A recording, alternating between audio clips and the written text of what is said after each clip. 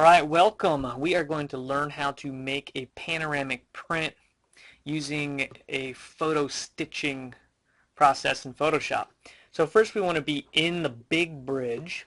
We want to select our pictures that we're going to use for the panoramic. So again, they were shot overlapping so that they will all be combined together. So I select my first one.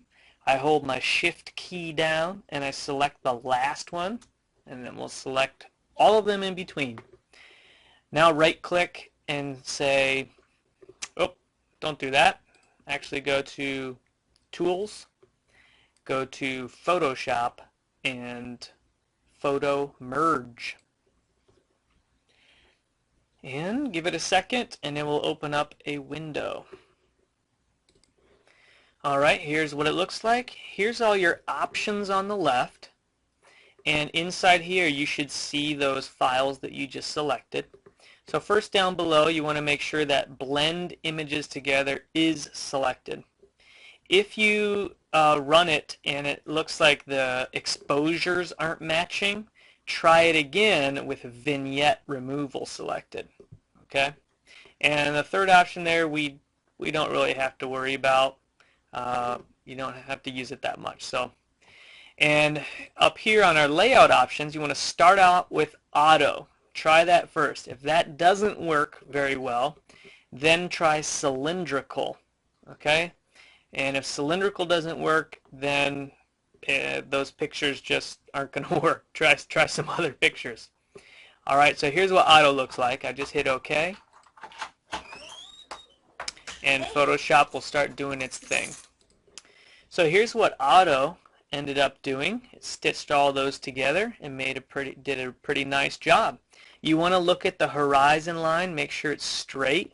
There's one little spot in here. If I zoom in, you can see that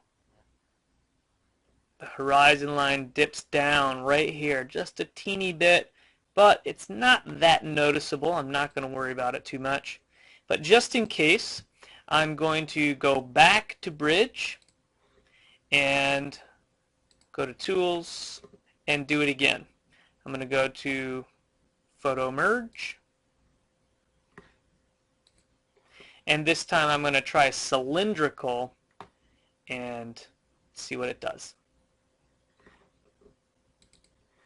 So here's what cylindrical looks like, and actually what cylindrical did, it actually bumped the horizon line a little up the opposite direction than the other one. See, here it goes up, and that actually looks worse, I think. So I'm going to stick with the auto version. That looks pretty good. So what's the next step? So now you want to be aware that if there are issues, right, so I can hide the layers. See this? This shows you what each photo did. Oop, let me zoom out here. Right? It shows you what each photo is doing. It shows you what the mask looks like. So if I hit the Alt key and look at the mask, see? It shows you what's painted in, what's visible and what's not. So you can actually adjust that if you want. Hit the Alt key, select the mask again. And if I have a little slice that needs fixing or didn't work right, you can actually take the paintbrush on that mask and paint in certain areas. Okay, so use the masks and you can paint in. So watch, if I hide this, just so you understand what I'm saying, right, I can take my brush tool, go to white, and I can reveal more of that in there that I want. Let me get 100% going on here. Here we go. See, I can paint more of that in there if it's missing, right? Or I can remove some of it, right? So depending on how you need to touch it up. So check that. You got to zoom in and really look to see if everything looks right. So you can see I messed that up. I'm going to Control Z that. And then the next step is to save it as a JPEG. So you go to File, Save As, and tell it .jpg and change the format to JPEG. Hit Save.